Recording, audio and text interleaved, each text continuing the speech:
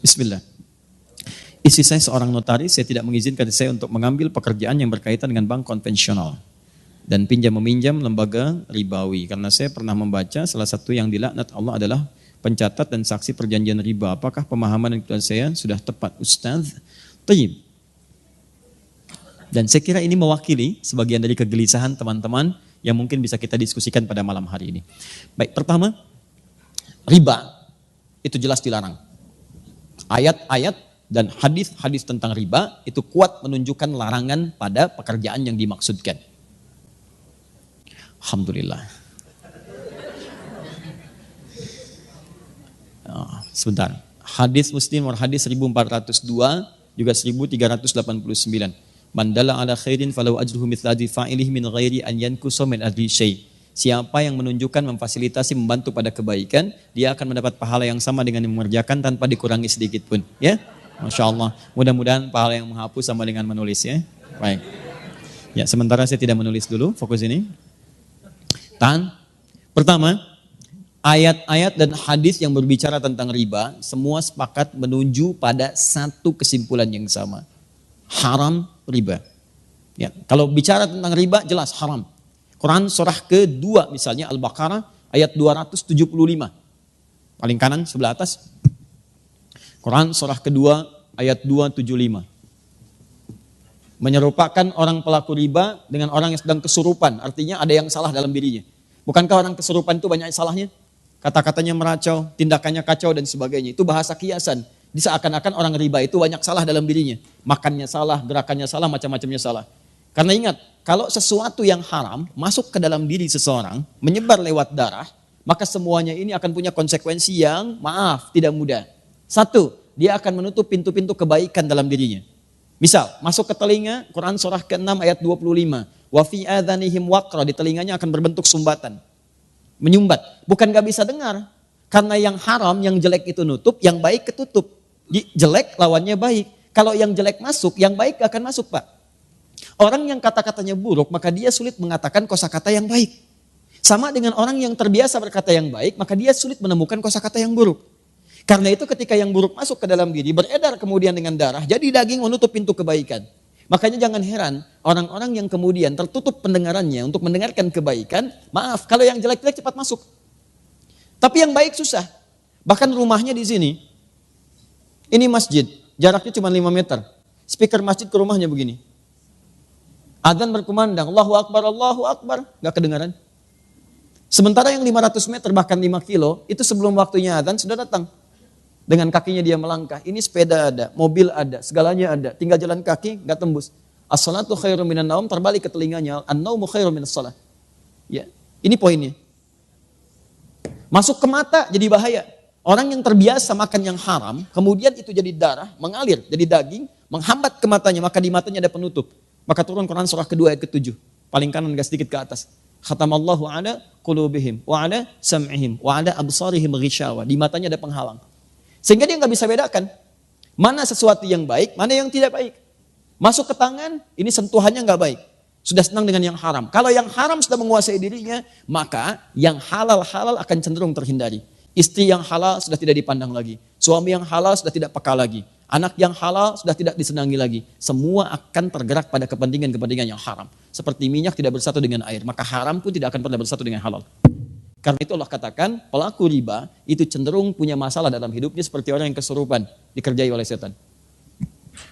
Kemudian sampai ke ayat Quran surah kedua, ayat 278-nya diminta untuk bertobat. Kemudian ayat 279-nya diminta untuk kemudian oleh Allah Subhanahu wa taala dengan ancaman yang kuat, kalau tidak mau bertobat maka Anda seakan-akan mengajak perang dengan saya dan Rasul.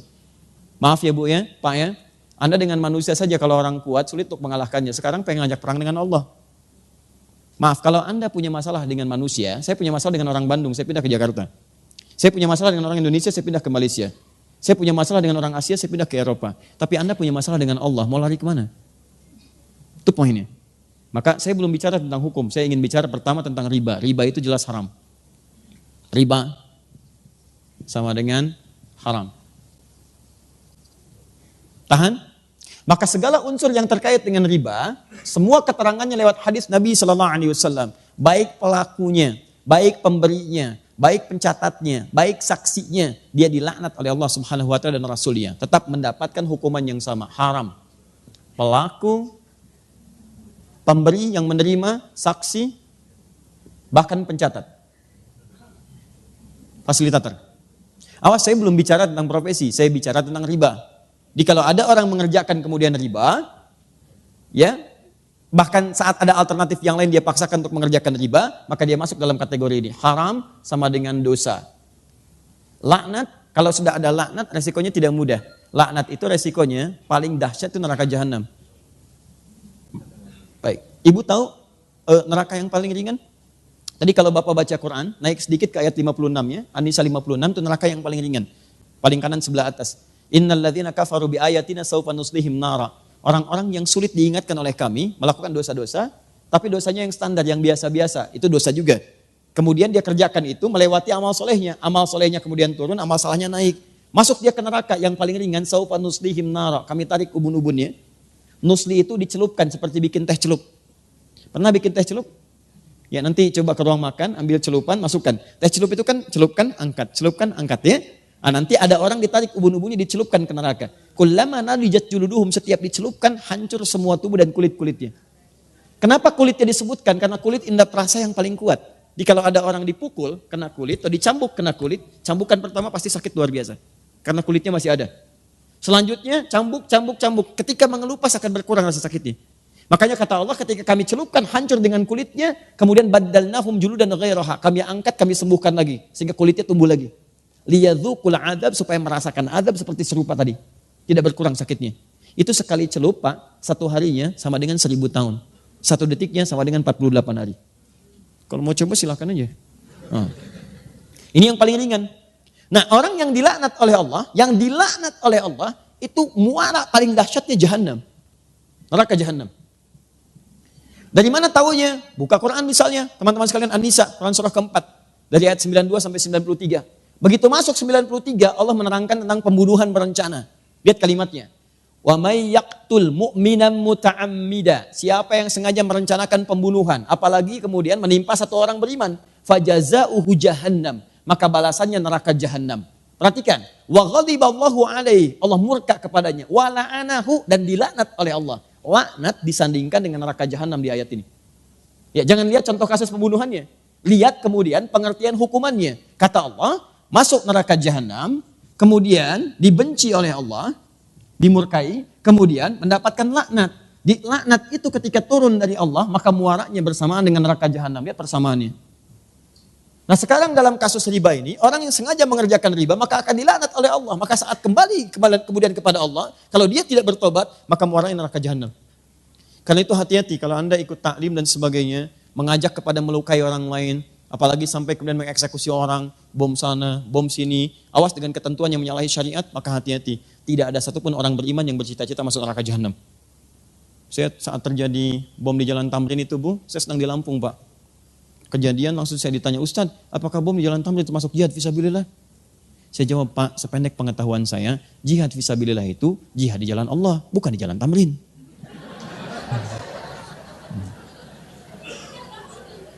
Sekarang balik sini ya.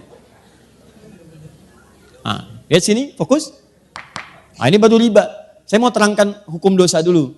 Nah, setelah itu baru kita masuk kemudian kepada pertanyaan. Ada bank konvensional, tadi disebutkan. Di antara kemudian tautannya dengan jasa yang digunakan oleh notaris, boleh jadi ada kemitraan yang tersangkut paut dengan bank konvensional. Apakah setiap turunan dari transaksi bank konvensional menghasilkan riba? Itu pertanyaan yang pertamanya. Satu, apakah kemudian kalau ini menggunakan jasa bank konvensional, termasuk dalam kategori riba pula? Itu kemudian yang mesti kita jawab.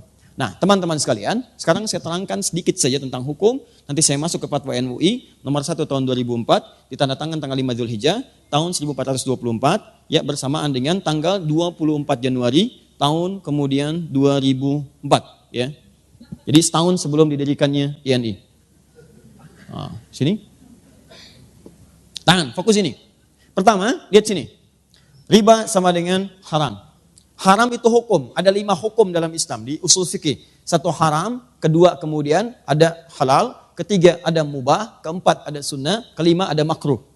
Baik, hukum ini akan selalu terkait berkelindan dengan perbuatan, bukan barang. Ingat, perbuatan. Setiap ada perbuatan, maka melekat hukum di dalamnya. Hukum sama dengan perbuatan. Ingat ya, bukan barang ya, bukan barang. Jadi semacam istilah uang haram, sebetulnya bukan uang yang haram. Tapi perbuatan yang menjadikan uang itu sulit untuk digunakan pada aspek-aspek yang baik. Nah sekarang, kaidah selanjutnya, fokus perbuatan ini akan terkait berkelindan dengan sebab.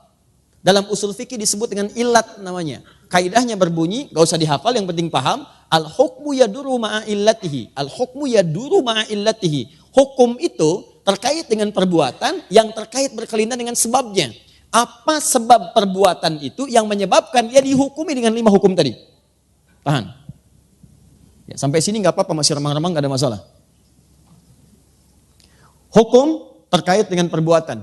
Perbuatan terkait dengan sebab. Yang menyebabkan hukum turun, ini sebabnya. Apa sebab motivasi perbuatannya? Nah sebab ini cukup menarik dalam tinjauan hukum Islam. Bahkan yang pasti halalnya pun itu bisa berubah jadi haram karena sebabnya. Seperti yang haram pasti pun itu bisa berubah menjadi halal karena sebabnya. Contoh, sholat. Sholat itu halal atau haram? Sholat, bahkan wajib. Hukumnya wajib, halal bahkan wajib. Wajib dikerjakan. Tapi ternyata yang wajib ini bisa menjadi haram dikerjakan saat ada sebab tertentu yang mengiringi penunaiannya. Contoh, sholat dengan ria. Ria itu pengen dilihat orang. Orang sholat harusnya dilihat Allah. Dia sholat motivasinya pengen dilihat orang. Sebab dia sholat ke masjid itu karena pengen dilihat orang, bukan pengen sholatnya. Maka turun ayat fawailul lil musallin, celaka orang sholat, disebut celaka. Jadi Anda bayangkan, yang sholat aja ada peluang celaka, apalagi yang gak sholat. Nah siapa yang sholat ini? Bukan semua orang sholat. Alladzina hum an sholatihim sahun. Yang lalai dalam sholatnya. Siapa orang lalai ini? Alladzina hum yura'un, yang ria. Sholat yang hukumnya wajib, itu bisa berubah haram ketika dikerjakan dalam konteks ria dalam mengerjakannya. Paham? Nah, saya tanya lagi, ada hewan yang hukumnya haram. Apa diantaranya? Baik, babi. Hewan itu haram, diharamkan misalnya. Babi, hukumnya haram. Jelas haramnya. Tapi ada sebab tertentu yang menjadikan babi itu bisa berubah kemudian menjadi halal dalam sementara waktu. Bukan selamanya. Contoh, Anda misalnya ada tugas, kemudian penelitian, sampai studi banding ke Cina. Daratan yang paling jauh, masuk ke wilayah yang terpencil, tiba-tiba gak ketemu hewan yang halal. Ayam gak ada, yang mukillah. Kambing gak ada, sapi gak ada, yang ada cuma babi. Sehari tahan, 2 hari, 3 hari sudah mulai lapar dan kelaparan. Dalam posisi demikian, apakah boleh makan babi, Bu? Tidak, besar begitu babi.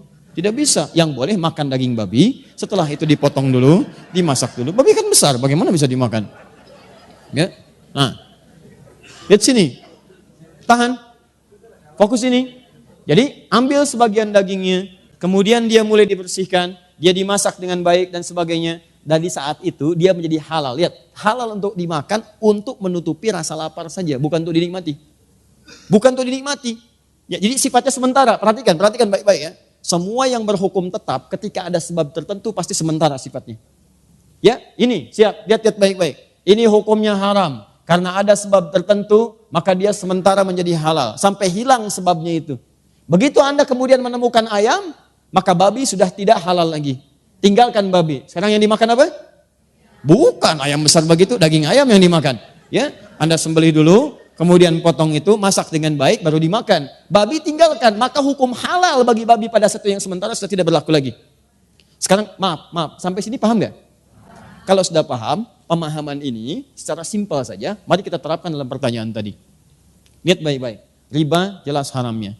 Bank konvensional memuati suatu hukum yang di dalamnya mengandung unsur riba. Bunga yang telah ditetapkan sebelumnya.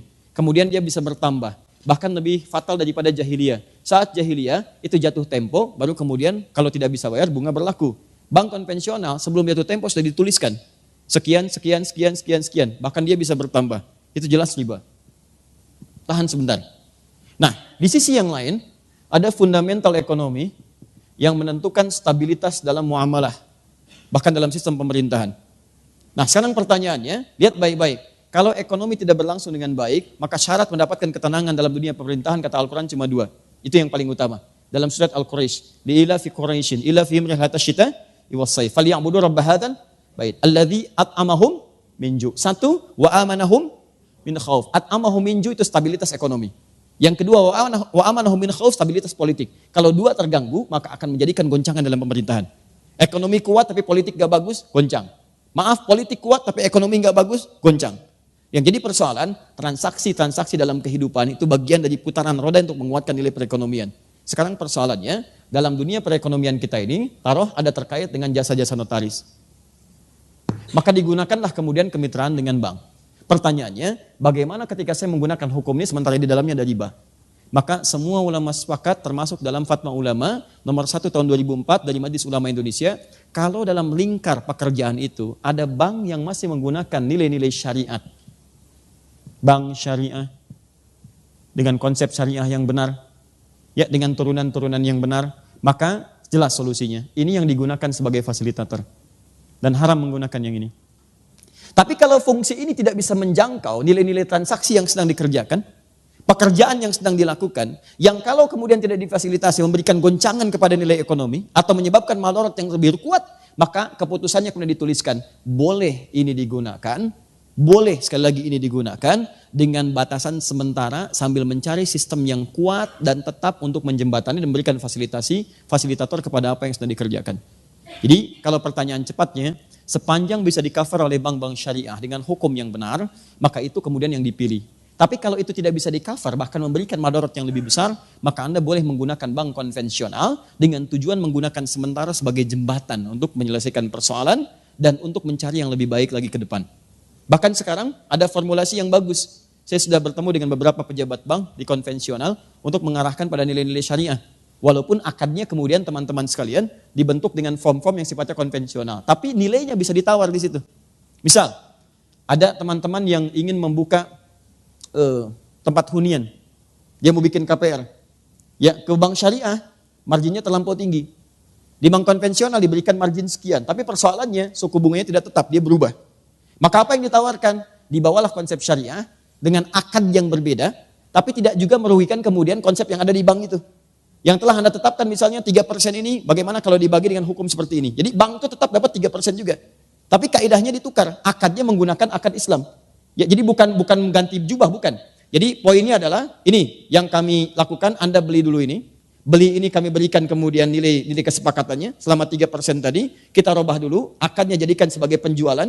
Jadi Anda terima itu, jual lagi kepada kami dengan apa yang telah Anda tetapkan tadi. Jadi dari Anda tetap 3%, tapi kemudian dirobah cara akadnya, kami membayar dengan cara yang sama. Dan tidak terjadi penambahan nanti. Ketika jatuh tempo tidak bisa bayar, konsekuensinya Anda kemudian berkomunikasi dengan teman-teman Anda, saling menutupi. Supaya kemudian tidak terjadi tambahan-tambahan yang hadir atau menjadi tuntutan dari pihak bank untuk menagihnya. Nah, maka saya kira modifikasi semacam ini bisa didiskusikan. Tapi yang terbaik adalah, kalau sekali lagi ini keputusan Fatwa Ulama Indonesia, MUI, kalau ada syariah itu yang digunakan. Kalau tidak bisa di-cover, maka konvensional diambil sebagai jembatan. Tapi yang paling besar pertanyaannya adalah, kenapa sih dari 200 juta lebih ini tidak bisa mewujudkan sistem perbankan yang baik, yang kira-kira mengakomodir kepentingan umat Islam? Kalau Malaysia bisa, kenapa Indonesia tidak? Ya kan? Saya kira, dan tidak ada yang dirugikan. Negara juga untung, masyarakat juga untung, maka salah satunya adalah hidupkanlah bank syariah itu. Dan dorong syariah itu bukan cuma nama. Saya ulang, dorong syariah bukan cuma nama. Namanya syariah misalnya, tapi menggunakan praktek ribawi yang lebih besar daripada bank konvensional, itu juga bermasalah. Paham ya? Nah, jadi kesimpulan singkatnya, dalam konteks demikian, jika ada bisa itu ditangani oleh bank syariah, maka bank syariah itu yang diutamakan. Jika tidak memungkinkan, maka boleh menggunakan kemitraan dengan bank konvensional sepanjang memahami itu sebagai wasilah, bukan sebagai tujuan. Allahu a'lam bissawab. Itu yang mengatakan bukan ada hidayat, yang mengatakan adalah kesimpulan dari fatwa ulama dengan referensi-referensi yang kuat. Di Quran, hadis, juga Anda bisa buka kitab Al-Majmu' Syarah Muhadzab misalnya, juz yang ke-9 karya Imam An-Nawawi. Ya, juga fatwa ulama dari luar, Majma' Buhuth yang di Kairo, Majma' Buhuth kemudian yang di Saudi dengan yang lain-lainnya menyampaikan penyampaian yang sama.